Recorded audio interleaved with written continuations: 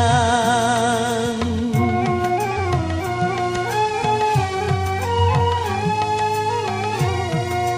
Dunia bukanlah tujuan, namun hanya ladang tempat bertanam. Pesta pasti berakhir